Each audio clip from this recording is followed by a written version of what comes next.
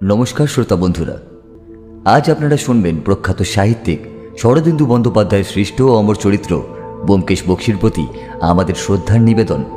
লেখক শ্রী সুকান্ত দাসের কলমে একটি ব্যোমকেশ ফ্যানফিকশন গল্প, ব্যোমকেশ ও শিয়রের সমন। আজকের গল্প পাঠে রয়েছে স্যাটারডে স্টোরিজ চ্যানেল থেকে শুভধর।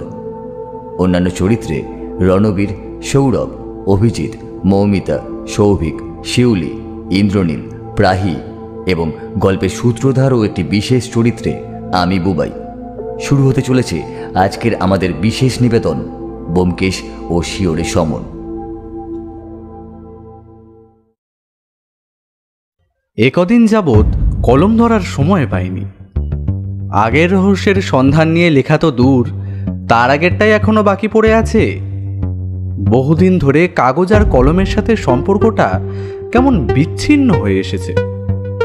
তার অবশ্যই একটা যথোপযুক্ত কারণ আছে, আর সেই কারণটা যেমন আশ্চর্যের তেমনই ভয়ানক।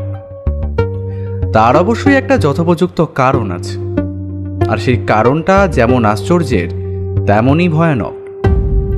আগের বার সহজ একটা কেস একটা মাত্র মানুষের জন্য কিভাবে কঠিন হয়ে গেছিল তা পাঠকগণ জানেন।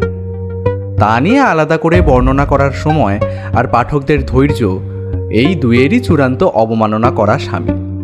তবুও যেটুকু বলা দরকার সেটুকুই বলবো। আগের কেসের প্রধান সত্যসন্ধানী ছিল সত্যবতী। অবশ্যই তা সত্যবতীর মতে, তবুও আমার বা ব্যোমকেশের এই নিয়ে কোনো প্রতিবাদ নেই। তারই পুরস্কার অথবা প্রাপ্যস্বরূপ আমাদের তার দুদিন পরেই যাওয়া হয়েছিল ভিক্টোরিয়া ঘুরতে। পাথরও কথা বলে, এই কথাটা অনেক আগেই শুনেছিলাম। তবে যতবারই ভিক্টোরিয়ায় ঘুরতে এসেছি ততবারই সেই কথাটা আমার মনে হয়েছে। এমনিতে আমি ব্রিটিশ আনুগত্য কিংবা তাদের শাসনের পক্ষপাতী কখনোই ছিলাম না। তবুও এই কিছু কিছু ক্ষেত্রে তারা যে সমস্ত নিদর্শন আমাদের দেশে রেখে গেছে তা সত্যিই অতুলনীয় আর অবিশ্বাস্য সুন্দর। তবে এ কথা ব্যোমকেশকে বললে সে তেলে বেগুনে জ্বলে উঠে বলবে, যত সব ভুগস চিন্তা ভাবনা, আরে আমাদের দেশের প্রতিভা তো মাথা তুলে দাঁড়াতেই পারে না। সব কিছুর মাঝে তোমরা যেভাবে রাজনীতি ঢুকিয়ে দাও, মনে হয় এ দেশে ওটা ছাড়া আর কিছুই নেই। তাই এই নিয়ে তাকে কিছু না বলে সৌন্দর্য আহরণ করলাম প্রাণপণে। ভিক্টোরিয়ার পাশের লেকের ধারে বসে যখন অতুল কীর্তি এই সাদা রঙের মর্মর স্থাপত্য দেখি, তখন যেন মনে হয় ইংল্যান্ডের কোনো এক প্রাসাদের কাছে এসে পড়েছি। এক্ষুনি হল্ট শব্দে সবাই লাইন দিয়ে দাঁড়িয়ে যাবে, আর তাদের মাঝখান দিয়ে ঘোড়ার গাড়িতে শব্দ তুলে যাবেন স্বয়ং মহারানী ভিক্টোরিয়া। অজিত, অজিত! ব্যোমকেশের ডাকে আমার ঘোরটা কাটল। দেখি সবুজ ঘাসের বাগানে আমি বসে আছি, সত্যবতী একটু দূরে দাঁড়িয়ে, আর ব্যোমকেশ আমার দিকে তাকিয়ে। কি হে অজিত, কি ভাবছিলে অত? রানী ভিক্টোরিয়াকে দেখতে পাচ্ছিলে নাকি? না হে, এই ভিক্টোরিয়ার সৌন্দর্য মানসচক্ষে উপভোগ করিবার ক্ষুদ্র প্রয়াস করিতেছিলাম। ক্ষুদ্র প্রয়াসে কাজ হবে না, বৃহৎ প্রয়াস করতে হবে। এখন চলো বাড়ি। আমি উঠে দাঁড়াতেই সে এগিয়ে গিয়ে সত্যবতীকে কি যেন একটা বলল। তারপর আমার দিকে সরে এসে কানের কাছে মুখটা এনে বলল, এখনই বাড়ি ফিরবে নাকি শহরটা আর একটু ঘুরেই না হয়? ব্যোমকেশ এভাবে শহর ঘোরার কথা কখনো বলেনি। আমার অবাক হওয়ারই কথা, কিন্তু আমার কেমন যেন শরীরটা খুব খারাপ লাগতে শুরু করলো। আমি বললাম, ব্যোমকেশ, আজ আর নয়, বাড়ি ফিরে চল, শরীরটা আজ আর ভালো লাগছে না। ব্যোমকেশ বেশ উত্তেজিত হয়ে বলল, সে কি হে, কই দেখি দেখি। তারপর আমার গলার কাছটায় হাত দিয়ে বলল, সামান্য গরম শরীর, একটা কাজ করো, যাবার সময় একবার ডাক্তারের কাছে ঘুরে যাওয়া যাক। আরে করো কি, সামান্য শরীরটা গরম হয়েছে এত ভেবো না। ব্যোমকেশ কি যেন একটা ভাবল, তারপর বলল, ওফ অজিত, চলো, যাওয়াটা দরকার। বলেই সত্যবতীকে ডাকল। এই সত্য, এদিকে একবার এসো তো, দেখো অজিতের জ্বর এলো নাকি। ব্যোমকেশ কোনো কথাই শুনল না আমার। প্রায় জোর করে দুজন মিলেই আমায় নিয়ে গেল ডাক্তারের কাছে। এই হলো আমার ভূমিকা। তারপর থেকে আমি আজ বিছানায় 4 দিন হলো। মাঝে মাঝে প্রবলভাবে শরীর কাঁপিয়ে জ্বর আসে, কিন্তু বেশিক্ষণ থাকে না, ছেড়ে যায়। ওষুধপত্র সব সত্যবতীই দেখছে, তবে আমার অবস্থা খুবই কাহিল। তবে এর মাঝে আর একটা নতুন ঘটনা ঘটেছে, সে কথাই এখন বলা যাক। যদিও পুরোটাই আমার ব্যোমকেশের মুখে শোনা, কারণ আমি এখন একটা আলাদা ঘরে একাই থাকি। আসল কথাটা হলো এরকম, আমার অসুস্থতার সাথে সাথেই ব্যোমকেশের হাতে একটা নতুন কেস এসেছে। যেদিন আমরা ভিক্টোরিয়া থেকে ফিরলাম, তার পরদিনই আমাদের বাড়িতে এলেন একজন ভদ্রলোক। আমি নিজের চোখে কিছুই দেখিনি, সবটাই ব্যোমকেশের বর্ণনা। ভদ্রলোকের উচ্চতা প্রায় 5.5 ফুটের মতো, পায়ে চামড়ার জুতো, পরনে অতি সাধারণ পাঞ্জাবি আর ধুতি, চোখে চশমা যার মোটা কাচ দূরের জিনিস সুদৃশ্য করতে সাহায্য করে, গালে একটা ছোট কাটা দাগ আছে, মাথার চুল এক পাশে ঠেলে আছড়ানো, যার প্রায় বেশিরভাগই পাকা, তার একটা দাঁত সোনা দিয়ে বাঁধানো। ঘরে ঢোকার আগে তিনি খোলা দরজায় একবার নক করেন, তারপর বাইরেই জুতো খুলে আসতে যাচ্ছিলেন। ব্যোমকেশ বাধা দেওয়ার পর জুতো পরেই তিনি ভিতরে আসেন। তবে ব্যোমকেশের মনে হচ্ছিল তার হাতে একটা লাঠি থাকা দরকার ছিল। এরপরেও ব্যোমকেশ আরও অনেক বর্ণনা দিয়েছিল, যা শুনতে শুনতে আমি প্রায় অবাক হয়ে যাচ্ছিলাম। সামান্য সময় এতটা পর্যবেক্ষণ শুধু ব্যোমকেশের পক্ষেই সম্ভব। এবার তাহলে আসল কথাটা বলি। ভদ্রলোকের নাম মাধব অধিকারী, বাঙালি। তার আদি নিবাস পূর্ববঙ্গে, সেখান থেকে কাজের সূত্রে এখানে আসা। তারপর লোহা লক্করের ব্যবসায় বিস্তর মুনাফা করে নিয়ে এখন এখানেই থেকে গেছেন। তার এক ছেলে আছে, তার নাম সনাতন। তাছাড়া স্ত্রী আর আছে একটা বিধবা বোন। মাসখানেক আগে ব্যবসায় তার একটা বড় ক্ষতি হয়। কোনো একজনের সাথে শেয়ারে অন্য একটা ব্যবসা করছিলেন। সেই ব্যবসায় ক্ষতির কারণ হিসেবে সেই শেয়ারের মালিককেই দায়ী মনে করলেও শক্ত কোনো প্রমাণ ছাড়া তার বিরুদ্ধে মামলা করাও অসম্ভব ব্যাপার। তাই তিনি সে পথে আর হাঁটেননি, বরং তার সাথে ভালোভাবে কথা বলে একটা মীমাংসার দিকে আসতে চান। এ অবস্থায় হঠাৎ করেই তার মনে হতে থাকে কেউ বা কারা যেন তার উপর নজর রাখছে। তিনি বাড়ি থেকে কারখানায় যাওয়ার পথে কিংবা বাড়িতেও মাঝে মাঝে তার মনে হয়েছে এই ব্যাপারটা। এবার তিনি পুলিশকে সমস্তটা জানিয়ে সাহায্য চাইতেই পারতেন, কিন্তু তাতে তার মনে হয়েছে ব্যাপারটা আরও জটিল হয়ে যাবে। তাই এই বিষয়ে তিনি ব্যোমকেশের সাথে পরামর্শ করতে এসেছেন। ব্যোমকেশের হাতে এই মুহূর্তে কোনো কেস ছিল না, একমাত্র সেই মূর্তিগুলো নিয়ে পরীক্ষা নিরীক্ষা করা ছাড়া। কিন্তু একজন লোকের সামান্য মনে হয়েছে যে কেউ তার উপর নজর রাখছে, তা নিয়ে নড়াচড়া করতে সে মোটেই রাজি নয়। অন্তত এটা আমার ভাবনা ছিল। কিন্তু ব্যোমকেশ যখন বলল, কেসটা নেওয়া দরকার ছিল অজিত, কেসটা নিলে হয়তো ভদ্রলোককে এভাবে সমস্যায় পড়তে হতো না। আমি বিছানায় উঠে বসেছিলাম। এই কয়েকদিনে আমার শরীর কিছুটা সুস্থ।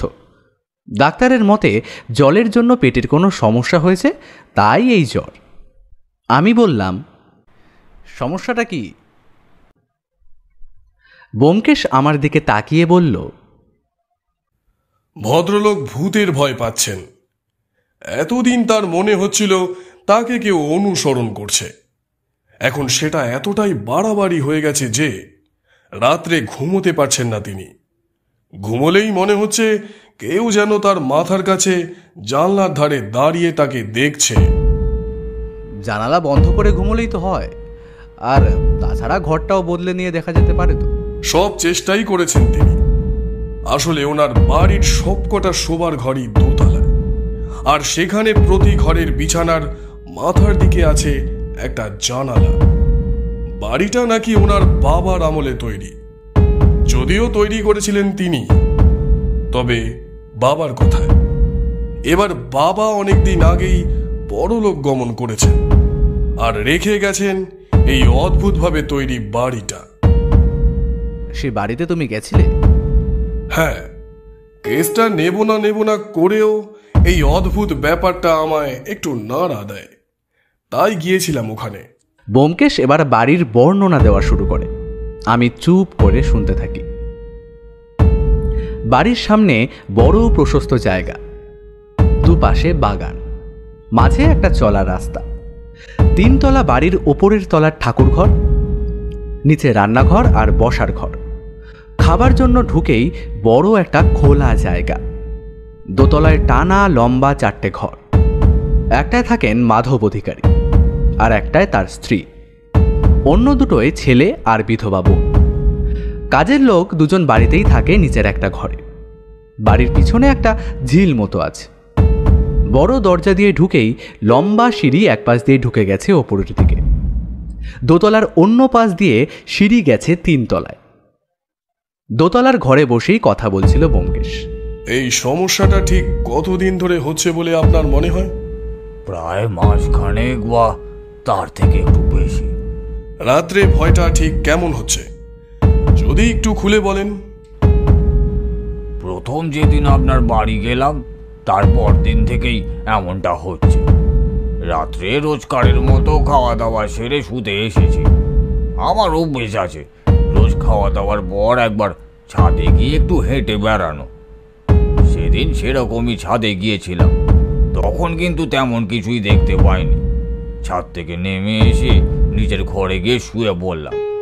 ঘুমটা আসছে এমন সময় মনে হলো ঘরের খোলা জানলা দিয়ে কে যেন আমার দিকে তাকিয়ে দেখছে। কথাটা শুনতে অদ্ভুত মনে হতে পারে, কিন্তু আসলেই তা সত্যি বলে আমার মনে হচ্ছিল, যেন আমি তাকালেই দেখতে পাবো তাকে। এতটা বলে থামলেন মাধব অধিকারী। আপনি নিশ্চিত যে কেউ আপনার জানালার বাইরে দাঁড়িয়েছিল? আপনার জানালা কিন্তু বাড়ির দোতলায়। একবার তো কার্নিশ বেয়ে যদি কেউ ওপরে আসে তাহলে কিন্তু তার পক্ষে জানালায় দাঁড়ানো সম্ভব। তবে তাহলে তো তাকে বাড়ির দারোয়ান দেখবেই। আমি নিশ্চিত ব্যোমকেশ বাবু, আমি জানি না কিভাবে সম্ভব হলো এটা। আমি নিজে দারোয়ানের সাথে কথা বলেছি, ভয়ও দেখিয়েছি, কিন্তু সে কাউকেই দেখেনি। অনেক বছরের দারোয়ান, অকারণে সে মিথ্যে কথা বলবে না। তাহলে আপনি বলতে চাইছেন যে আপনি যা দেখেছেন তা সত্যি? আচ্ছা, একবার আপনার স্ত্রীর সঙ্গে যদি কথা বলা যেত। দুঃখিত ব্যোমকেশ বাবু, ওরা কেউই এখন বাড়িতে নেই। শহরের বাইরে গেছে একটা নিমন্ত্রণ রক্ষা করতে। আপনি অন্য একদিন এলে তাদের সাথে দেখা হবে। আমি তারপর দারোয়ানের সাথেও কথা বলি, কিন্তু তেমন কিছুই জানা গেল না তার থেকে। এতটা বলে ব্যোমকেশ আমার দিকে তাকালো, তারপর একটু থেমে নিয়ে বলল, এই একটা ব্যাপারই আমার খটকা লাগছে। লোকটার হয় কোনো মানসিক সমস্যা আছে, আর না হয় ব্যাপারটা অতি গুরুতর। তাহলে কেসটাকে তুমি নিচ্ছ? কিন্তু এই কেসের তদন্তের শুরুটা করবে কোথা থেকে? সেটাই তো আমাদের প্রথম কাজ হবে অজিত। আচ্ছা, তুমি কি এখন সুস্থ বোধ করছো? যদি করো তাহলে কাল তোমায় একটা দায়িত্ব দেব, আর যদি না করো তাহলে আমাকেই যেতে হবে। আসলে আমি আর বেশি দেরি করতে চাইছি না, কারণ যদি মাধব অধিকারীর কথা সত্যি হয় তাহলে একটা খুন হয়ে যাওয়ার আশঙ্কা উড়িয়ে দেওয়া যাচ্ছে না। হ্যাঁ, একটু সুস্থই বোধ করছি। একটু হাঁটাচলা করলে বোধহয় বাকিটাও ঠিক হয়ে যাবে। কিন্তু যাব কোথায়? ব্যোমকেশ আমার কাঁধে হাত রেখে বলল, তুমি যাবে মাধব অধিকারীর অফিসে, আর আমি যাব কাল বলবো তোমায়। এখন শুয়ে পড়ো তুমি, আজকের দিনটা বিশ্রাম নাও। কাল থেকে শুরু হবে আমাদের যাত্রা। পরদিন সকালে ব্যোমকেশের দেওয়া ঠিকানা মিলিয়ে আমি গিয়ে পৌঁছলাম মাধব অধিকারীর কারখানায়। শরীরটা আগের থেকে অনেকটাই ঝরঝরে লাগছে। কারখানাটা একটা বড় রাস্তার এক পাশে, অনেকটা জায়গা নিয়ে তৈরি। কারখানার সামনে একটা বড় গেট। সেখানে দাঁড়িয়ে থাকা দারোয়ান আমায় জিজ্ঞেস করলো, কিসকো মাংতা? তা আমিও যে জানি না তার তাকে বললাম না। ব্যোমকেশের দেওয়া একটা কার্ড নিয়ে তাকে দেখতেই সে আমাকে বলল, साहेब के साथ मुलाकात करना है। लेकिन वो तो अभी तक आया नहीं। আমি ভিতরে গিয়ে অপেক্ষা করলে কি অসুবিধা হবে? তোমার সাহেব কিন্তু আমায় অপেক্ষা করতে বলেছেন। সে একবার ভাবল, মাথা চুলকে নিয়ে তারপর বলল, साहेब बोला है तो आप जाइए। বলে গেটটা খুলে দিল। আমি ভেতরে যেতেই লোহা লক করে টুংটাং শব্দ পেলাম। আমি ডান দিকে তাকাতেই একজন মেকানিক গোছের কাউকে একজন দেখতে পেলাম। তাকে বললাম, ভাই শুনছো, এই অফিস ঘরটা কোন দিকে? অফিসে এসে ঢুকতেই ভেতর থেকে একজন লোক উঠে দাঁড়িয়ে বলল, হ্যাঁ বলুন। আমি নমস্কার করে বললাম, নমস্কার, আমি আসলে মিস্টার অধিকারীর সাথে দেখা করতে এসেছি। বলেই তাকে কার্ডটা দেখালাম। আমি বসে আছি, লোকটি খাতায় কি যেন একটা লিখছে। আমি একটু কেশে নিয়ে আমার কাজ শুরু করলাম। আপনি কি এই কারখানার ম্যানেজার? ওকে, হ্যাঁ, আমি অমর সামন্ত। এই কারখানার পুরোটা আমিই দেখাশোনা করি। আপনি কতদিন ধরে এখানে আছেন? প্রায় বছর 7 হবে। কিন্তু কেন বলুন তো? না মানে এমনিই জানতে চাইলাম। আপনাদের এই মালিক ভদ্রলোক কি রোজ আসেন কারখানায়? হ্যাঁ, তিনি রোজই আসেন ওই 12টা নাগাদ। ও আচ্ছা, তাহলে তো আমায় অনেকক্ষণ অপেক্ষা করতে হবে। একটু হেসে নিয়ে আবার তিনি নিজের কাজে মন দেন। এবার আমি দ্বিতীয় কাজটা শুরু করি। আচ্ছা, আপনাদের মালিক মানে মাধব অধিকারীর কি ইদানিং কোনো পরিবর্তন লক্ষ্য করেছিলেন? এবার ভদ্রলোক একটা অদ্ভুত দৃষ্টিতে তাকালেন, তারপর বললেন, কে বলুন তো আপনি? আমি একটু ভেবে নিলাম, তারপর বললাম, আমি আসলে একটা কাজের জন্য এখানে এসেছি। মাধব অধিকারী আসতে বলেছিলেন, তাই আসলে শুনেছিলাম ওনার নাকি ইদানিং কোনো মাথার সমস্যা হয়েছে, তাই জানতে চাইলাম। এবার ম্যানেজার ভদ্রলোক যেন একবার স্বতন্ত্র হয়ে চারিদিকে দেখে নিলেন। একবার দেখে নিলেন, তারপর বললেন, ঠিকই বলেছেন আপনি।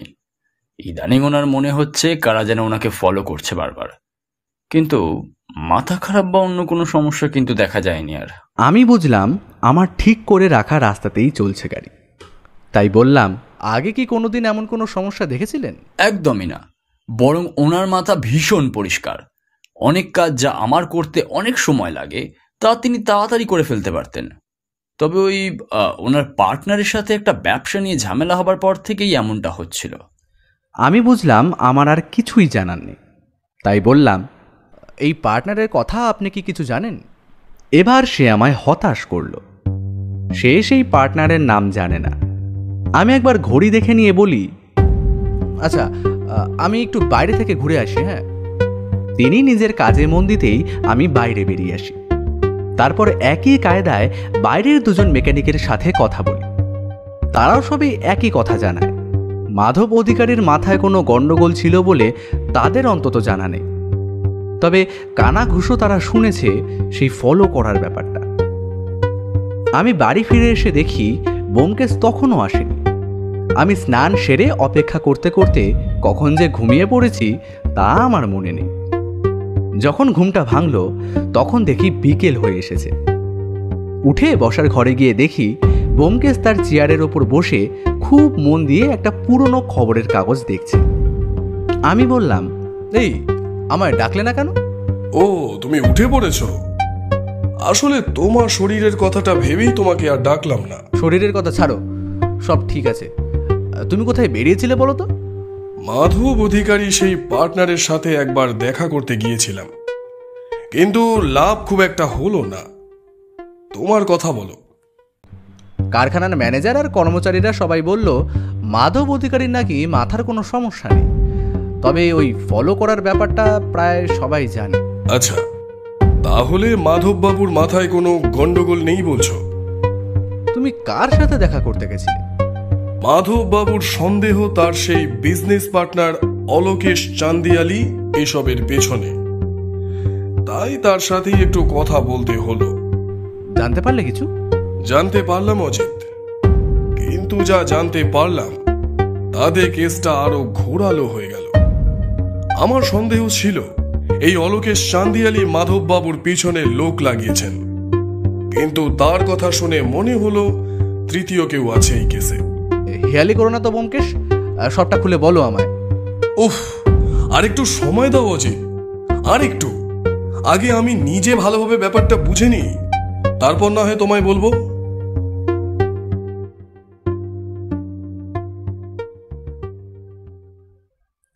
আমি বুঝলাম ব্যোমকেশ কোনো একটা বিষয় নিয়ে গভীরভাবে ভাবছে। চিন্তার ভাব স্পষ্ট ফুটে ওঠা কপালের ভাঁজে। এসবই জানান দিয়ে যায় কেসটা সত্যিই সহজ নয়। আমি আর কি করি, অকারণে বসে না থেকে আমিও চোখ বুজে ভাবতে লাগলাম সব কিছুই।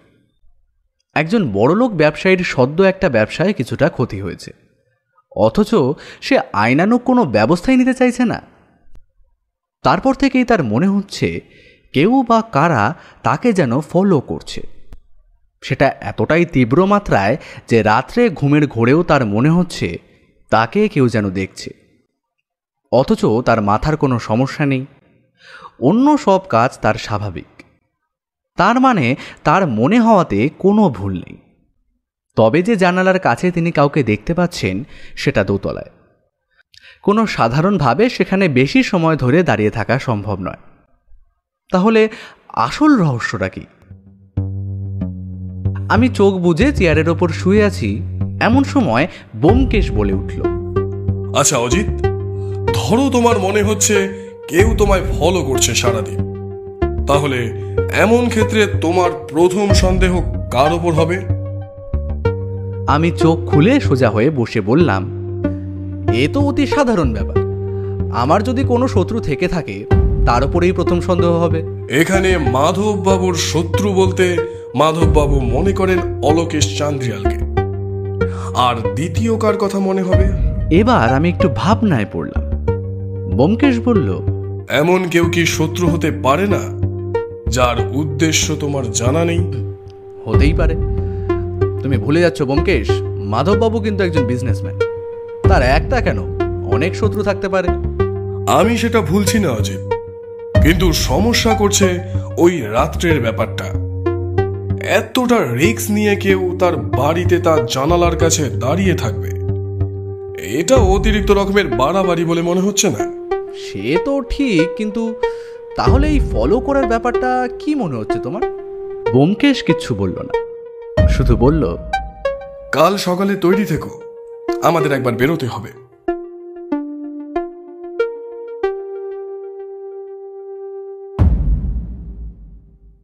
পরদিন সকালে ব্যোমকেশের ডাকে আমার ঘুম ভাঙল। উঠে দেখি বসার ঘরে চা দিয়েছে সত্যবতী। আমি মুখ ধুয়ে এসে বসতেই ব্যোমকেশ বলল, তাড়াতাড়ি তৈরি হয়ে নাও, আমাদের বেরোতে হবে। আমি তৈরি ছিলাম। তাড়াতাড়ি চা খেয়ে নিয়ে বললাম, চলো যাওয়া যাক। মাধব অধিকারীর বাড়ির বর্ণনা পাঠক আগেই শুনেছেন, তাই আর একবার তা জানিয়ে বিব্রত করা আমার উদ্দেশ্য নয়। বরং যেটা জানানো প্রয়োজন তা হলো দোতলার ঘরের জানালাগুলো সব পেছনের দিকে, আর সেই জানালার নিচের সোজাসুজি একতলায় জানলার কার্নিশে দাঁড়িয়ে ওপরের জানলার নাগাল পাওয়া অসম্ভব। মাধব অধিকারী বাড়িতেই ছিলেন, হয়তো ব্যোমকেশ ওনাকে বলেই রেখেছিল। বসার ঘরে আমি আর ব্যোমকেশ বসতেই মাধববাবুর স্ত্রী এসে ঢুকলেন। মাধববাবু আগেই জানিয়েছেন তার নাম সাবিত্রী। মাধববাবুর চেয়ে বয়স অনেকটাই কম বলে মনে হলো, চেহারায় আভিজাত্য আছে। তিনি আমাদের উল্টো দিকের একটা গদি লাগানো চেয়ারে বসে নমস্কার জানালেন ব্যোমকেশকে। সেও প্রতি নমস্কার করে তাকে প্রশ্ন করল, আচ্ছা, আপনার কি মনে হয় কোনো শত্রু আছে যে মাধববাবুর ক্ষতি করার জন্য এমনটা করতে পারে? আসলে ব্যোমকেশ বাবু, আমি তো এসব ব্যাপারে জানি না। ওনার ব্যবসা কিংবা অন্য ব্যাপারে উনি বাড়িতে কথাবার্তা একটু কমই বলেন। তবে কিছুদিন আগে ওনার একজনের সাথে ব্যবসা নিয়ে কিছু সমস্যা হয়েছিল, তাই আমার মনে হয় তিনি যদি... হ্যাঁ, এ সন্দেহ তো আমাদেরও আছে। এছাড়া অন্য কেউ কি? না, এছাড়া অন্য কারোর কথা আমার জানা নেই। আমি ব্যোমকেশকে একটা ছোট্ট ধাক্কা দিয়ে বললাম, একবার এই ঘরটা দেখা যেতে পারে? আমার কথাটা আমি মাধববাবুকে উদ্দেশ্য করেই বলছিলাম। তিনি বললেন, হ্যাঁ হ্যাঁ, অবশ্যই আসুন না। দেখুন না, কালো ঘর বদল করে শুলাম, অথচ সেই একই ব্যাপার। চায়ের ট্রে এসে গেছিল। সবাই চা খেতে খেতেই মাধববাবুর ছেলে পরেশ এসে পড়ল। সে কোনো একটা কলেজে পড়ে, সে সেখান থেকেই ফিরছে। তাকে দেখেই মাধববাবু বললেন, এই আমার ছেলে পরেশ। আমরা তার দিকে তাকাতেই সে এসে দাঁড়ালো আমাদের সামনে। তার বয়স হবে ওই 24-এর মতো। মুখে একটা শান্ত কিশোর ভাব আছে। কাঁধের ব্যাগটা সে একপাশে রেখে বসলো অন্য চেয়ারে। ব্যোমকেশ বলল, আপনাদেরকে কষ্ট করতে হবে না, আমি পরেশকে নিয়েই দেখে নিচ্ছি ঘরটা। তাহলে তো ভালোই হয়। আমায় একটু তাড়াতাড়ি বেরোতে হবে, কারখানায় কিছু কাজ রয়েছে। মাধববাবু উঠে গেলে আমরা দোতলার দিকে এগোলাম। একটা ঘরে ঢুকে পরেশ বলল, বাবা কাল রাতে এই ঘরেই শুয়েছিলেন। ব্যোমকেশ সে কথার উত্তর না দিয়ে বলল, তুমি কি আমায় কিছু বলতে চাইছো? পরেশ এ কথায় চমকে একবার ব্যোমকেশের দিকে তাকালো, তারপর মাথা নামিয়ে বলল, কই না তো। কেন জানি না, আমার মনে হলো সে যদি না হয় খুব ভালো, তবে তোমার বাবার কিন্তু জীবন সংশয় আছে। যদি কিছু জানো তবে আমায় জানাতে পারো, এই আমার টেলিফোন নম্বর রইল। আমি দেখলাম জানালাটা। বাইরে বড় উঁচু পাঁচিল, তার ওপারে একটা ঝিল। জানালায় গড়াত দেওয়া। নিচের দিকে তাকিয়ে এমন কিছুই পেলাম না যা দিয়ে জানা যায় এখানে কেউ দাঁড়িয়ে থাকতে পারে। এবার পরেশ বলল, বাবা তো সারাদিন বাইরেই থাকেন, যখন ফেরেন রাত হয়ে যায়। আসলে কিছুদিন ধরে আমারও মনে হচ্ছে আমায় খুব ফলো করছে। এটা মনের ভুলও হতে পারে। আসলে কলেজ থেকে বেরিয়েই মাঝে মাঝে একটা লোককে দাঁড়িয়ে থাকতে দেখি উল্টো দিকে। আমি চমকে উঠলাম। ব্যোমকেশ বলল, এটা জানিয়েছো বাড়িতে? না, এমনিতেই বাবার সমস্যাটা নিয়ে বাড়িতে সবাই চিন্তিত। তার মাঝে যদি আমিও এরকম বলি তাহলে সবাই ভয় পেয়ে যাবে। বেশ, এখনই বাড়িতে কিছু বলার দরকার নেই। যদি সেই লোকটাকে দেখো তাহলে আমায় জানাবে, আর ভালো করে চিনে রাখার চেষ্টা করবে তাকে। ব্যোমকেশের কথা থেমে গেল। সে দরজার দিকে তাকিয়ে থেকে এক দৌড়ে বাইরে বেরিয়ে গেল। তারপর ফিরে এসে বলল, চলি তাহলে আমরা আজ। বলে একবার পরেশের কাঁধ ঝাঁকিয়ে বেরিয়ে এলো ব্যোমকেশ। আমিও তার পিছনে বেরিয়ে এলাম।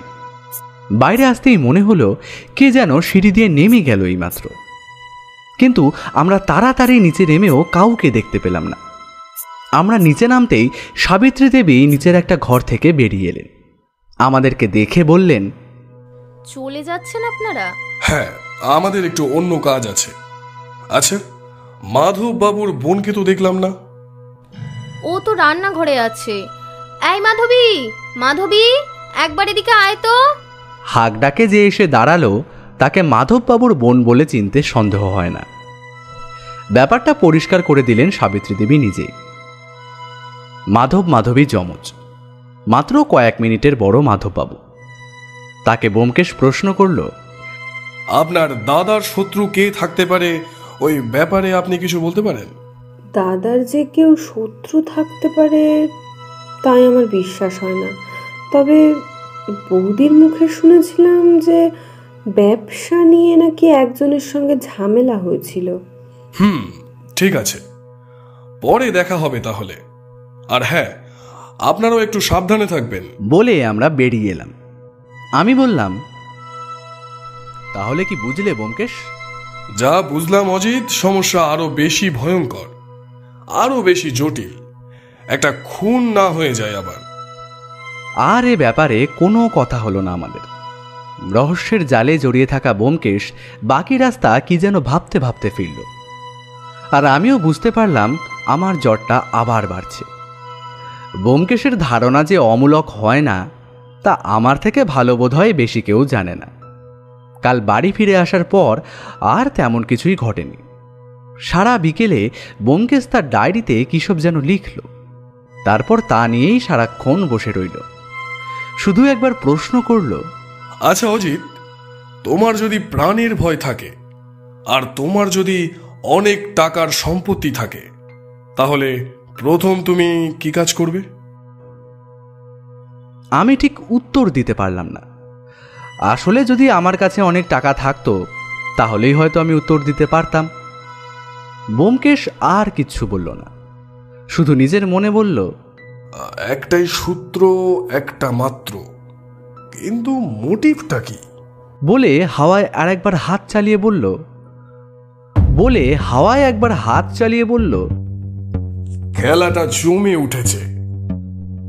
কোনটা আসল খেলা বা কোন খেলার কথা ব্যোমকেশ বলতে চাইছিল তা আমি জানি না। তবে অনেক রাত্রে একবার টেলিফোন বেজে উঠতেই ব্যোমকেশ দৌড়ে গিয়ে সেটা তুলল, যেন এটার জন্যই সে অপেক্ষা করছিল সারাদিন ধরে। কথা বলার পর আমার কাছে এসে বলল, একটা আলো পাওয়া গেছে, তবে সেটার উপর ভিত্তি করে থাকতে গেলে অনেক দেরি হবে, একটা কিছুর জন্য অপেক্ষা করতে হবে। অপেক্ষা কিন্তু আর করতে হলো না, কিন্তু যেটা ঘটল তার জন্য আমি কিংবা ব্যোমকেশ কেউই প্রস্তুত ছিলাম না। আমি কোন ছাড়, ব্যোমকেশ যখন সকালে ফোনটা পেল তার মুখের কথা থেমে গেল। ফোনটা রেখে আমার দিকে তাকিয়ে বলল, অজিত, একটা বড় সড়ো কিছু ঘটতে চলেছে সেটা আমি জানতাম, কিন্তু সেটা যে এমন কিছু তা আমি আশা করতে পারিনি। আমি তার মুখের দিকে তাকিয়ে বললাম, কি হয়েছে ব্যোমকেশ? খুন হয়ে গেছে একটা, অজিত, খুন। কে? মাধব অধিকারী? না, সেটাই তো আমি আন্দাজ করেছিলাম, কিন্তু খুনটা হয়েছে তার ছেলের, পরেশ অধিকারীর। সে কি? সে তো ছোট ছেলে, তার প্রতি আক্রোশ কার থাকতে পারে? এই এক মিনিট, কালই তো সে আমায় বলেছিল যে তাকে কেউ অনুসরণ করছে, তাহলে সেটা মিথ্যে নয়। না অজিত, এত তাড়াতাড়ি এমন কিছু হয়ে গেল? আচ্ছা চলো একবার সেখানে যাওয়া যাক, আশা করি পুলিশের মধ্যেই এসে গেছে। মাধববাবুর বাড়ি পৌঁছতেই বাইরে পুলিশের গাড়ি দেখা গেল। ভেতরে ঢুকতেই দেখা পাওয়া গেল মাধববাবুর।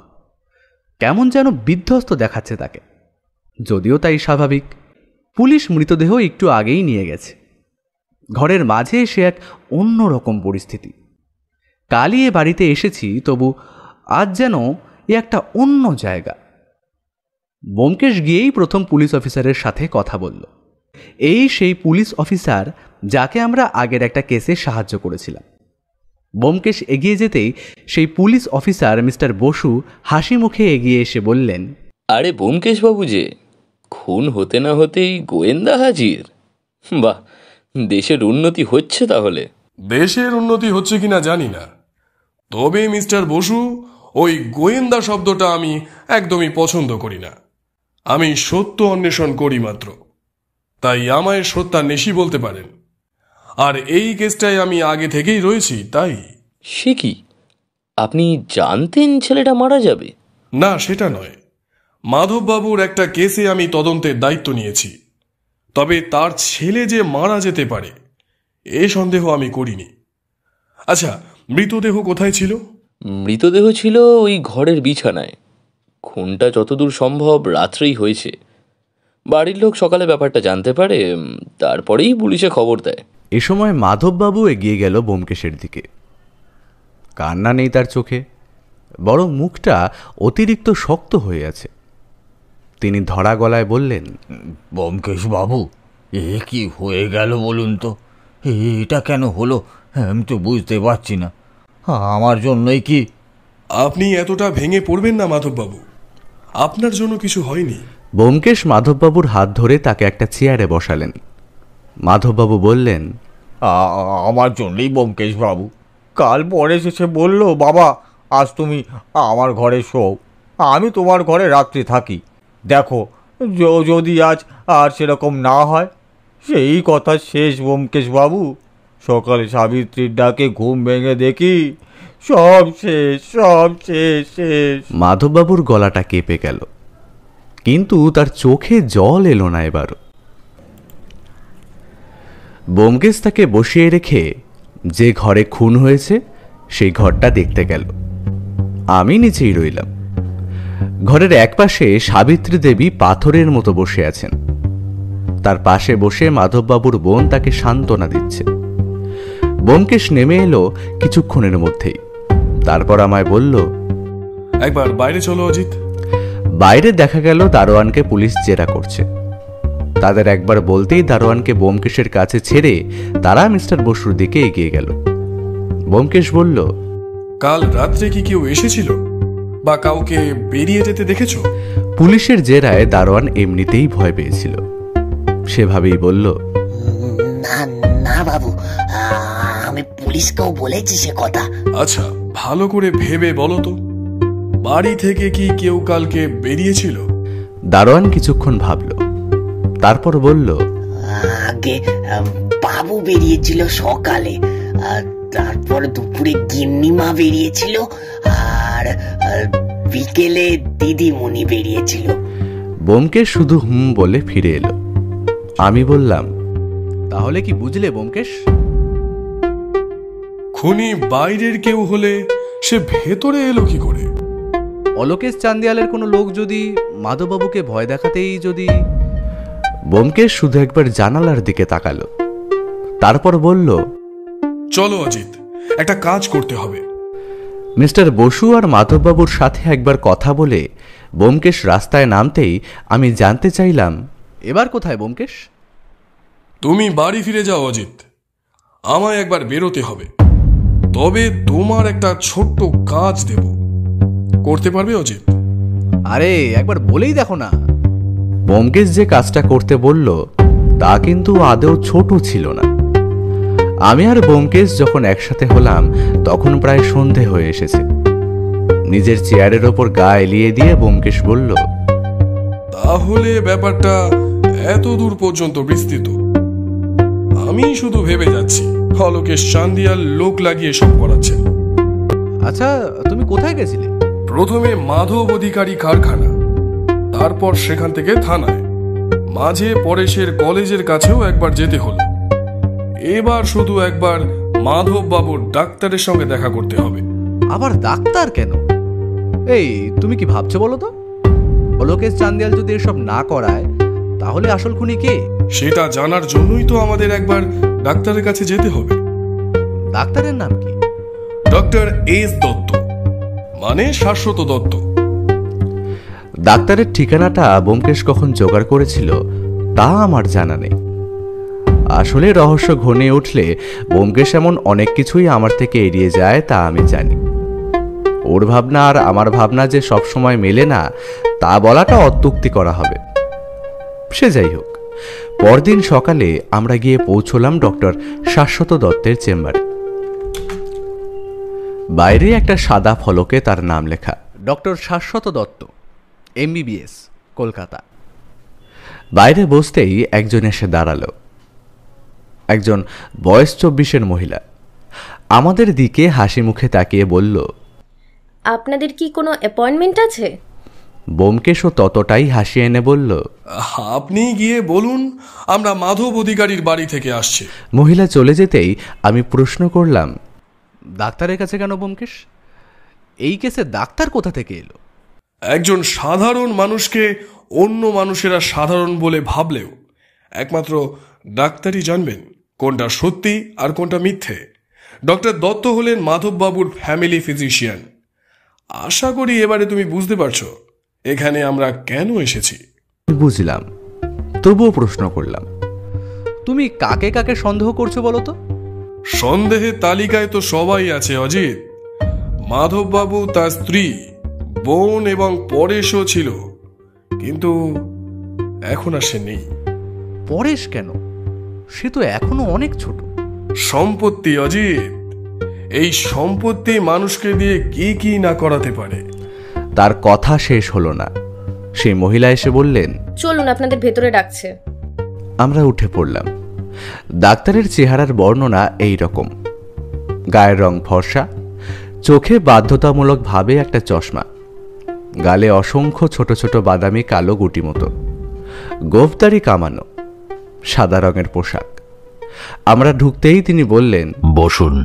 ব্যোমকেশ বসে নমস্কার করে বলল, আমি আপনাকে টেলিফোন করেছিলাম, মাধববাবুর ব্যাপারে একটু জানার ছিল আমার। বলুন, কি জানতে চান? আর আপনার পরিচয়? আমি সত্যান্বেষী, মানে সত্য অন্বেষণ করাই আমার কাজ। I mean, you want to say আপনি ডিটেকটিভ? না, আসলে ডিটেকটিভ শব্দটা আমার ঠিক পছন্দ নয়, তাই সত্যান্বেষী। ওয়েল, বলুন তাহলে আমি কি সাহায্য করতে পারি? মাধববাবু ছেলের মৃত্যুর খবরটা শুনেছেন নিশ্চয়ই? অফকোর্স, আমি ওদের ফ্যামিলি ডাক্তার, আর তাছাড়া মাধবের সাথে আমার প্রায় বন্ধুর মতো সম্পর্ক। Very sad news. একটা বাচ্চা ছেলে এভাবে। তিনি থামলেন, তারপর সরু চোখে তাকিয়ে বললেন, আপনি কি তাহলে এই কেসের ইনভেস্টিগেশনেই? কিছুটা তাই, তবে আমার মাধববাবুর ব্যাপারেই জানার ছিল, আর তা আপনি ছাড়া ভালোভাবে কেউ বলতে পারবে না। ওয়েল, বলুন, I will try my best. মাধববাবুর কি কোনো মানসিক সমস্যা ছিল? একটু ভেবে বললেন ডাক্তার। Of course not. সেরকম কিছু তো আমার মনে হয়নি কখনোই। কেন বলুন তো? না, মানে সাধারণ পাগলামি কিংবা ওই ধরনের কোনো সমস্যা নয়। যেমন ধরুন ভুল দেখা, মানে হ্যালুসিয়েশন, বা অকারণ ভয় পাওয়া। ডক্টর দত্ত মাথা উঁচু করে ভাবতে লাগলেন, তারপর বললেন, হ্যাঁ, একটা ব্যাপার ছিল। মানে ওর ছোটবেলায় কোনো একটা ট্রমা থেকে ব্যাপারটা হয়েছিল, যেন কেউ ওকে সবসময় দেখছে, এমন একটা সমস্যা ছিল। তবে তা অনেক আগে। একটা অ্যাংজাইটির ওষুধ ওর চলত, সেটা নিলে আর কোনো সমস্যা হতো না। আমি অবাক হয়ে ব্যোমকেশের দিকে তাকালাম। ব্যোমকেশ কিন্তু টেবিলের দিকেই তাকিয়ে আছে। সেভাবে তাকিয়ে থেকেই বলল, আপনাকে যদি বলা হয় এমন কোনো ওষুধ দিতে যাতে আপনি মাধববাবুর সেই আগের সমস্যাটাই আবার ফিরিয়ে আনতে পারবেন, তাহলে আপনি কি করবেন? এসব কি বলছেন আপনি? আমি এমন করতে যাব কেন? টাকার জন্য ডাক্তার, টাকার জন্য। বলে টেবিলের ওপর একটা চাপড় মেরে ব্যোমকেশ বলল, আপনি টাকার জন্য মাধববাবুকে ভুল ওষুধ দিয়েছেন, যাতে সে আবার আগের মতন মানসিক সমস্যায় পড়ে। এবার ডাক্তার চেয়ার ছেড়ে উঠে দাঁড়ালেন, তারপর বললেন, হাউ ডেয়ার ইউ! আপনি আমার চেম্বারে দাঁড়িয়ে আমাকেই দোষারোপ করছেন মিথ্যে। আমি আপনাকে পুলিশে দেব। ব্যোমকেশ শান্ত কিন্তু ঠান্ডা গলায় বলল, একটা খুন হয়েছে ডাক্তার। আপনি যদি সব সত্যি বলেন তাহলে হয়তো আমি আপনাকে বাঁচাতে পারি, নইলে কিন্তু বিপদ। ডক্টর দত্ত এবার চেয়ারে বসলেন। সামনে রাখা গ্লাস থেকে জল ঢেলে খেয়ে নিয়ে বললেন, আমি কিচ্ছু করিনি। আমায় করতে বলা হয়েছিল। বলুন। মাধববাবুর বাড়িতে বসেই আজ সকালের চা পান করা হচ্ছে। আসলে ব্যোমকেশই চেয়েছিল আজ সকালেই এই বাড়িতে আসতে। মাধববাবুকে বলতে তিনি একটুও আপত্তি করলেন না, তাই আজ সকালেই আমাদের এই বাড়িতে আগমন। এমন একটা খুনের পর পুলিশ যে বারবার আসবে তা খুবই স্বাভাবিক। খুনের অস্ত্র নাকি পাওয়া গেছে বিছানার পাশেই।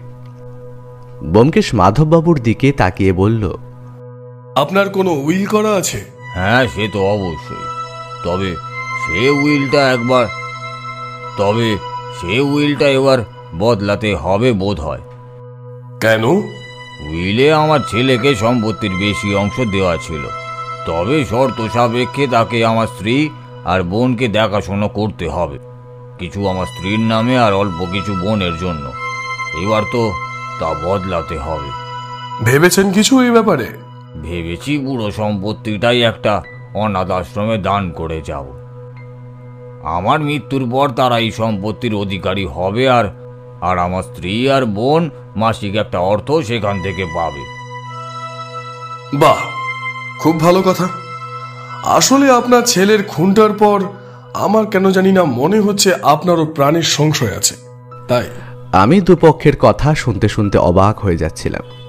তবে আমার চেয়েও বেশি অবাক হচ্ছিল মাধববাবুর স্ত্রী আর বোন। একসময় মাধববাবুর স্ত্রী বললেন, এখন এসবের কোনো দরকার নেই, আগে ছেলেটার কাজকর্ম মিটুক, তারপর যা করার করো। বলে ডুকরে কেঁদে উঠলেন। তাকে সান্ত্বনা দিতে দিতে মাধববাবুর বোন বললেন, আহ দাদা, এই সময় এসব কথা থাক না, পরে হবে খুন। পরে হলে অনেক দেরি হয়ে যাবে যে। কালই আপনি এর ব্যবস্থা করুন, আমরা জুটি মাধববাবু। আমি ব্যোমকেশকে নিয়ে উঠে একবার সেই ঘরে গেলাম যেখানে খুনটা হয়েছে। ঘরের দরজা বাইরে থেকে বন্ধ করাই ছিল। সেটা খোলার আগে ব্যোমকেশ বলল, একবার মাধববাবুকে ডেকে আনো তো। আমি নিচে নেমে গেলাম। যখন ওপরে এলাম, ব্যোমকেশ দরজার বাইরেই দাঁড়িয়ে বলল, মৃতদেহ প্রথম কে দেখেছিল? আমার বোন।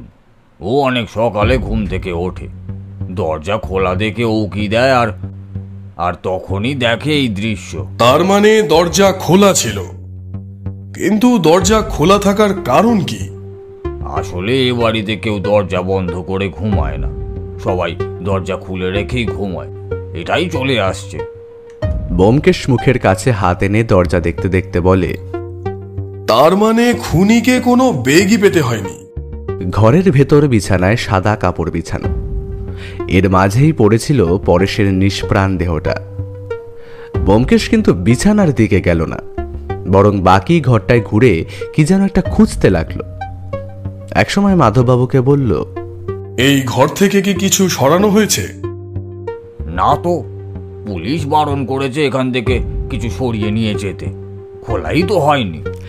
ব্যোমকেশ একটা হাতের ওপর আর একটা হাতের গুঁতো মেরে বলে, কি যেন একটা কম রয়েছে এই ঘরে। আপনি নিশ্চিত কিচ্ছু সরানো হয়নি? না, আমি একেবারে নিশ্চিত। আচ্ছা, যেদিন পরেশ খুন হলো সেদিন কি আপনি রাত্রে ভয় পেয়েছিলেন? মানে ওই যে আপনার মনে হয় যে কেউ জানলার কাছে দাঁড়িয়ে আছে এমন? মাধববাবু যেন ভীষণ চমকে গেছেন, এমন ভাবে বললেন, আরে তাই তো, সেদিন রাত্রের পর থেকে ওই ব্যাপারটা একদম কমে গেছে। ব্যোমকেশ একটা অদ্ভুত ভাবে হাসলো শব্দ না করে। ব্যোমকেশ আর কিছু বলে না, চিন্তিত মুখে বাইরে বেরিয়ে আসে। তারপর বলে, যত তাড়াতাড়ি সম্ভব উইলটা বদলে নিন। উইল বদলানোর জন্য এত তাড়াহুড়োর কি আছে আমি বুঝলাম না। বাইরে বেরিয়ে ব্যোমকেশকে প্রশ্ন করলে সে শুধু হাসল। তারপর বলল, অজিত, তোমার শরীর সম্পূর্ণ সুস্থ তো? হ্যাঁ, কেন বলো তো? কারণ আজ দুপুর পর্যন্ত হয়তো আমাদের ফেরা হবে না। কিন্তু কেন? আমরা কোথায় যাচ্ছি? আমরা কোথাও যাচ্ছি না অজিত, আমরা অপেক্ষা করব একজনের জন্য। বলে ব্যোমকেশ তার সেই এক পেশে হাসিটা হাসল। আমার বুকের ভেতরটা ধক করে উঠল। এই হাসিটা ব্যোমকেশ তখনই হাসে যখন কোনো কেসের সমাধান সে করে ফেলে। আমি ভাবলাম একবার তাকে জিজ্ঞাসা করি, কিন্তু তার যে কোনো ফল হবে না তা ব্যোমকেশের মুখ দেখেই বোঝা যাচ্ছে। প্রায় দুপুরের মাঝামাঝি পর্যন্ত আমরা অপেক্ষা করলাম মাধববাবুর বাড়ির বাইরে এবং ছোট্ট একটা দোকান ঘরের কাছে। এটা চায়ের দোকান, শুধু তো আর বসে থাকা যায় না, তাই আমরা পরপর 4 কাপ করে চা খেলাম। পঞ্চম কাপের জন্য বলবো কিনা ভাবছি, এমন সময় ব্যোমকেশ বলল, চলে এসো অজিত। আমি চায়ের দোকানের টাকাটা মিটিয়ে কোনো রকমে দৌড়ে ব্যোমকেশের পিছু নিলাম। দুপুরে শহরের রাস্তা মানুষে ভরা। আমি প্রথমে বুঝতেই পারলাম না আমরা ঠিক কাকে অনুসরণ করছি, কিন্তু যখন ব্যোমকেশ একটা রিক্সা ডেকে তাকে সামনের রিক্সাটাকে ফলো করতে বলল, তখন সেদিকে তাকিয়ে দেখি সামনের রিক্সায় বসে এক মহিলা। কিছুক্ষণের মধ্যেই সেই মহিলা এক জায়গায় এসে রিক্সা থেকে নামলো। ব্যোমকেশ বলল, আমাদের একটু সামনে নামাও। আমরা নামতে নামতে সেই মহিলা একটা কারখানার মতো জায়গায় এসে দাঁড়িয়েছে, আর আমি অবাক হয়ে দেখলাম এটা মাধববাবুর সেই কারখানা। আমরা দূর থেকে দেখলাম সেই মহিলা গেটের বাইরে দাঁড়িয়ে দারোয়ানকে কি যেন বলতেই সে ভিতরে চলে গেল। আর মহিলা আরো একবার এদিকে ওদিকে তাকালেন। আমরা তাড়াতাড়ি ভিড়ের মধ্যে মিশে গেলাম, কিন্তু তার মুখ ততক্ষণে আমি দেখে নিয়েছি। কাপড়ের আঁচল দিয়ে মুখটা অর্ধেক ঢাকা। আমি রুদ্ধশ্বাসে বললাম, ব্যোমকেশ, এ তো। ব্যোমকেশ আমার দিকে কটমট করে তাকাতেই আমি থেমে গেলাম। এবার গেটের ওপারে যে এসে দাঁড়ালো তাকে আমি চিনি না, কিন্তু তাকে দেখেই ব্যোমকেশ আস্তে আস্তে বলল, চেনো একে? আমি মাথা নাড়ালাম। ব্যোমকেশ বলল, এ হলো কুখ্যাত চোর মদনলাল, যদিও তা তার ছদ্মনাম। আরো কিছুক্ষণ কথা বলে মহিলা এদিক ওদিক তাকিয়ে রাস্তা ধরে এগিয়ে একটা রিক্সা নিল। চলো অজিত, এবার ফেরা যাক। আজ রাত্রে আবার আমাদের নৈশ অভিযানে নামতে হবে। একটা অন্ধকার ঘর, কেউ একজন বিছানায় শুয়ে রয়েছে। অন্ধকার ঘরে আর কেউ কোথাও নেই। বিছানার একপাশে খোলা জানলা দিয়ে হাওয়া আসছে অল্প। সেই হাওয়ায় টেবিলের পর্দাটা উড়ছে, আর উড়ছে দেওয়ালে একটা ক্যালেন্ডার। হঠাৎ একটা মৃদু শব্দে ঘরের দরজাটা খুলে যায়, আর আস্তে আস্তে কেউ ঘরের ভিতরে ঢুকে আসে। তার হাতে একটা ধারালো কিছু চকচক করে ওঠে। সে টেবিলের কাছে এসে গেলাসটা তুলে দেখে, তারপর বিছানার পাশে দাঁড়িয়ে হাতের জিনিসটা মাথার ওপর তুলে ধরে বিছানায় শুয়ে থাকা মানুষটার বুক লক্ষ্য করে নামিয়ে আনে চোখের পলকে। একবার, দুবার, তিনবার। এরপর সে মুখ নামিয়ে নিচে কি যেন দেখেই বিছানার ওপরের চাদরটা তুলে দিয়েই চকিতে পিছনে তাকাতে যাওয়ার আগেই ঘরের দরজাটা খুলে যায়, আর সাথে সাথেই ঘরের আলো জ্বলে ওঠে। আর হাতের জিনিসটা শক্ত করে ধরে সে দেখে দরজায় দাঁড়িয়ে মাধববাবু, আর ঘরের একপাশে দাঁড়িয়ে ব্যোমকেশ। আপনার খেলা শেষ মাধবী দেবী। এবার ওই কাজটি করবেন না। ব্যোমকেশ বাবু সাবধান। ব্যোমকেশ প্রথম আক্রমণটা সামলে সরে গেলেও দ্বিতীয়বারে তার হাত ছুঁয়ে যায় ছুরিটা। ব্যোমকেশ তার হাতের একটা ধাক্কায় হাত থেকে ছুরিটা ফেলে দেয়। এর মধ্যেই সিঁড়িতে শব্দ, আর অজিতের সাথে মিস্টার বসু, দুজন কনস্টেবল আর দুজন মহিলা কনস্টেবল। তারা এসে মাধবী দেবীকে জাপটে ধরে বাইরে নিয়ে যায়। মিস্টার বসু বলেন, ব্যোমকেশ বাবু, আপনি ফার্স্ট এডটা নিয়ে নিন, আমি ওনাকে নিয়ে যাচ্ছি, কাল খোঁজ দেব। যাওয়ার সময় একবার মাধবী দেবী চিৎকার করে বলতে থাকলেন, ছাড়বো না, কাউকে ছাড়বো না আমি। সবাই মিলে বসার ঘরে এসে বসে। মাধববাবু মাথায় হাত দিয়ে বসে আছেন, তার স্ত্রী পাশে রয়েছে। আমি ব্যোমকেশের হাতে ফার্স্ট এড লাগাচ্ছি। সামান্য আঘাত, তবে রক্ত বেরোচ্ছে। মাধববাবুর স্ত্রী বলেন, কিন্তু ও এমন করলো কেন? কি চাহিদা ছিল ওর? ব্যোমকেশ হাতটা নিজের দিকে টেনে নিয়ে বলে, প্রতিশোধ স্পৃহা। মাধবী দেবী নিজের মতে বিয়ে করেছিলেন, যা এ বাড়ির কারোরই পছন্দ ছিল না। এমনকি ওনার স্বামীর অসুস্থতায় এ বাড়ি থেকে কেউ সাহায্যটুকুও করেনি। তাই তো মাধববাবু? হ্যাঁ তাই, একটু নিচু জাতের ছেলেকে বিয়ে করেছিল। বাবা মানেননি, আমি বা মানবো কি করে? কিন্তু পরেশ ওর কি ক্ষতি করেছিল বলুন তো? পরেশ নয়, লক্ষ্য ছিলেন আপনি। মনে আছে সেদিন আপনারা ঘর বদল করেছিলেন?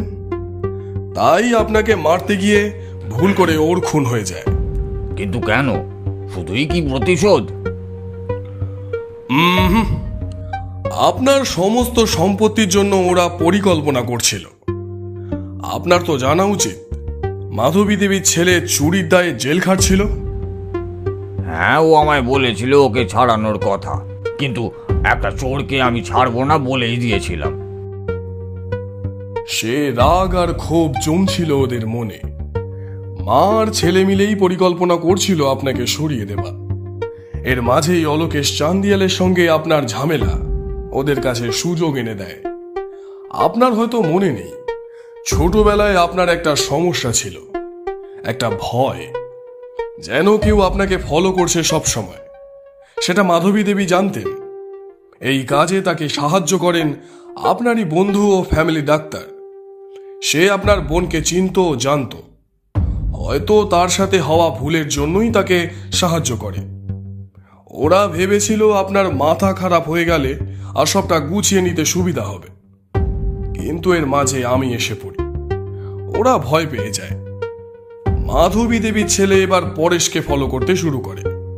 হয়তো অপহরণ করবেই ভেবেছিল, কিন্তু যেদিন আমায় পরেশ সে কথা বলেছিল সেদিনই বাইরে থেকে তা শুনে নেয় মাধবী দেবী। তারপর সেদিন রাত্রে পরেশ আমায় জানায় সেই লোকটার মুখটা অনেকটা আপনার মতোই। এখানেই আমি গুলিয়ে ফেলি।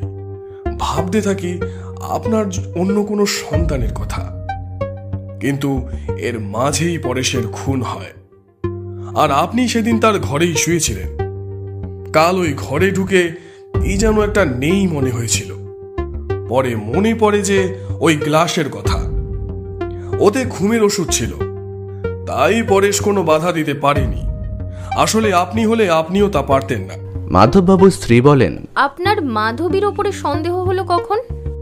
যখন জানলাম ওনারা যমজ, আর সেই পরেশকে ফলো করা লোকটি পরেশবাবুর কারখানায় কাজ করলেও তার সাথে একজন মহিলা দেখা করতে আসে, তাই তো মাধববাবুকে বলে উইলের কথাটা বলালাম, যাতে ওরা খুব তাড়াতাড়ি কিছু করে।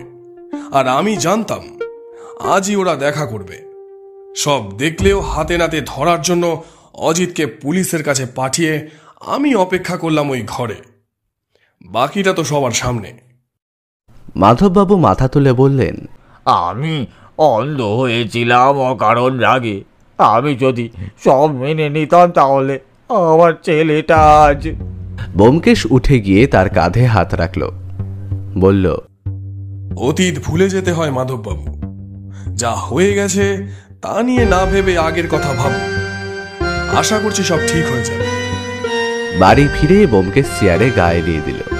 সত্য, এই সত্য, একবার এদিকে এসো। সত্য এসে দাঁড়াতেই বলল, আজ এক মহিলা খুনির হাতে পড়েছিলাম, একটুর জন্য বেঁচে গেছি।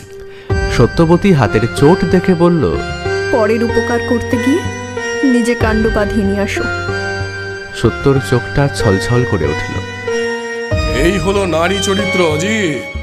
কেউ খুন করতেও হাত কাঁপে না, আর কেউ সামান্য আঘাত দেখেই উপকার। আরে কিচ্ছু হয়নি আমার। আরে আমায় মারতে গেলে তো। ব্যোমকেশের কথা শেষ হলো না, তার আগেই সত্যবতী তার মুখে হাত চাপা দিল। তার গাল বেয়ে এক ফোঁটা জল নেমে এলো। মাধববাবু কিন্তু এর মাঝেও একদিন এসেছিলেন। জানালেন মাধবী দেবী ও তার ছেলে দুজনেই এখন শ্রীঘরে, আর যাওয়ার সময় একটা সাদা খাম দিয়ে গেলেন, যা খুব একটা পাতলা কিংবা হালকা ছিল না। তিনি চলে যেতেই আমি বললাম, ব্যোমকেশ, মাধববাবুর জানালায় কাউকে দেখাটা কি তাহলে মিথ্যে ছিল? মিথ্যে নয়, একটা রোগ, যাতে বারবার মনে হয় কেউ তাকে দেখছে, অথচ কিছুটা সত্যিও ছিল ওর মধ্যেই। তাহলে শিওর থেকে সমন সরিয়ে জীবন দেওয়ার এই পুরস্কার। ব্যোমকেশ আর আমি দুজনেই হেসে উঠলাম।